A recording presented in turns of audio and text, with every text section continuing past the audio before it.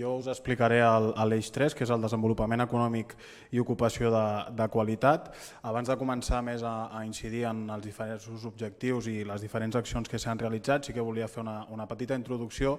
i és una mica explicar que Montcada té un teixit econòmic molt important, constem en més de 10 polígons industrials, fet que això comporta que tinguem un teixit empresarial fort, una indústria forta i també implica que tinguem moltes petites, mitjanes i grans empreses que l'Ajuntament ha de donar suport i està en el seu costat. I això també ha fet que implica que aquestes petites, mitjanes i grans empreses ocupin a moltes persones, fet que nosaltres des del principi, i així ens ho vam comprometre com a equip de govern, garantir a la màxima mesura possible que aquesta ocupació fos de qualitat. Per això sempre hem defensat el teixit industrial que té el nostre municipi. També amb el que fa al comerç, Montcada té més d'un eix comercial, fruit, com bé comentava el Jordi Sánchez, president de l'àrea territorial. Montcada és un municipi trinxat amb diversos barris, fet que provoca que hi hagi més d'un eix comercial i per tant tinguem dispers en el territori tots aquests comerços, fet que dificulta una mica la feina en aquest sentit de cohesionar el comerç en el municipi. Finalment, com bé han comentat tots els meus companys, la Covid-19 va afectar de manera directa i molt important en el que són les empreses i els comerços del nostre municipi. Nosaltres vam estar des del primer moment al costat d'aquestes empreses i d'aquests comerços, malgrat la situació econòmica que, com ha comentat l'alcaldessa, és encara no molt bona i per tant això el que provocava és que l'Ajuntament potser no ha pogut destinar tots aquells recursos que fossin necessaris per ajudar les empreses i els comerços, però tot i això sí que és veritat que es van destinar els màxims recursos possibles a ajudar i a estar al costat d'aquestes empreses i d'aquests comerços, no només a l'inici de la pandèmia, sinó també en els mesos següents, ja que també va comportar que les mesures que es prenien per frenar aquesta pandèmia tenia afectació directa en aquests negocis, que no oblidem que aquests negocis, concretament el comerç, són els nostres veïns i per tant han d'estar al seu costat. Aquest eix consta de 6 objectius i de 40 accions, s'ha complert en el 85% d'aquest eix i la veritat que estem molt satisfets i satisfetes d'aquest compliment, que no hagués estat possible sense els treballadors i treballadores que s'han dedicat incansablement per complir amb aquests objectius i amb aquestes accions. I també el que es va apostar des de l'inici del mandat, malgrat la Covid, era per treballar per l'estabilització d'aquest servei, perquè sí que és ben cert que el Servei de Desenvolupament Econòmic i Local inicialment era un servei força volàtil perquè funciona en projectes i nosaltres com a Ajuntament hem apostat per encaminar aquesta estabilització del servei, del qual s'han introduït 2 tècniques noves dins del servei de manera estable per donar continuïtat a gran part dels projectes que es realitzen. Per fer una petita síntesi de tots aquests objectius i d'aquestes accions, com ben comentat tots els meus companys, aquestes accions i aquests objectius els trobareu a la pàgina web. S'ha treballat amb la inserció dels col·lectius més vulnerables, del qual s'han realitzat més de 1.100 insercions, s'han atès a més de 1.300 usuaris, amb més de 2.300 ofertes publicades i més de 3.600 llocs ofertats. Això està englobat en diversos projectes, com per exemple amb l'estabilització del que és el projecte del Montcada Inclou, que va destinat a aquelles persones amb diversitat funcional i per tant treballem per inserir-les en el món laboral. També hem fet programes destinats a joves. No oblidem que els joves són un dels col·lectius més vulnerables a nivell de treball, que ha superat més del 50% d'atur d'aquest col·lectiu i en què hem comptat amb més de 100 participants amb els 3 projectes que s'han realitzat de l'OGI Jove, Joves en Pràctiques i Singulars. També s'ha fet projectes conjuntament amb diferents empreses, com és amb el Secretariado Gitano, amb Aigües de Barcelona i Femarec, que ha comptat amb més de 700 participants. També s'han realitzat diversos itineraris formatius en tema d'emprenedoria i també s'han fet projectes destinats a dones, com són Dones amb Empenta, Connecta Dona i TIF Dones. També amb els plans d'ocupació s'han atès a 52 plans d'ocupació amb més de 200.000 euros destinats en aquests plans d'ocupació. Un altre punt i un objectiu que ens vam marcar era important, és la modernització de polígons. Es va realitzar el pla de modernització de polígons que té una afectació al polígon de la Ferreria i de Molí d'en Bisbe, del qual es va fer tota una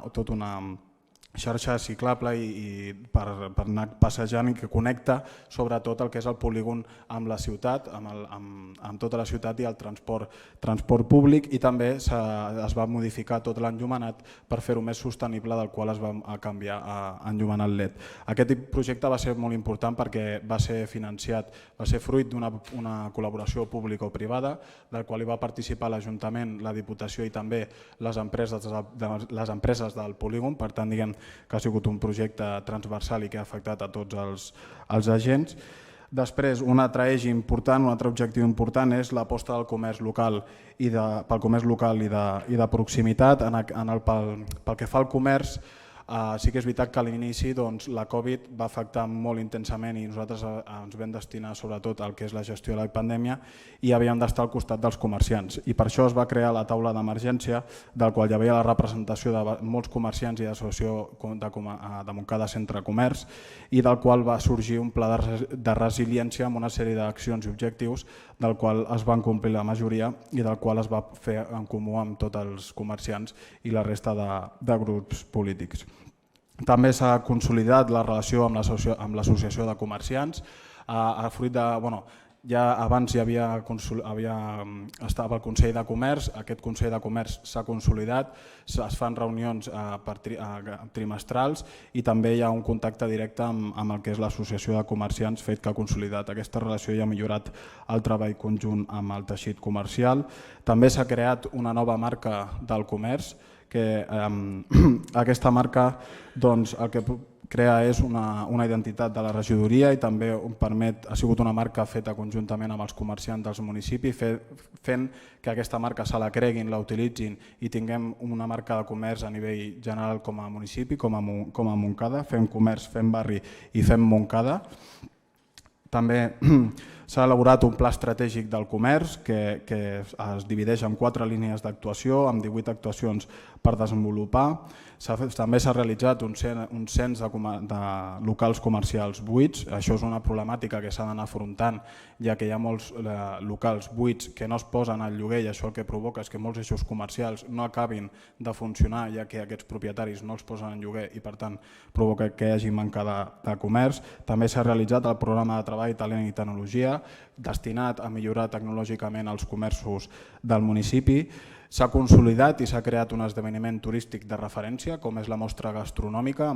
conjuntament amb els cotxes clàssics. La veritat que és una fira referent i que ha tingut un èxit contundent, del qual consta de molts participants i també de molts assistents, fet que ha consolidat aquesta fira.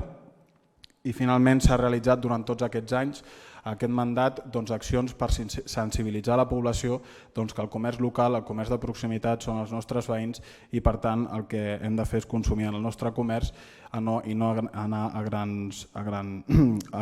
centres comercials perquè el teixit comercial sobrevisqui i continuï funcionant al nostre municipi. Per tant, això es fan moltes campanyes de conscienciació i també fires de dinamització. Un altre eix important és la defensa del teixit industrial.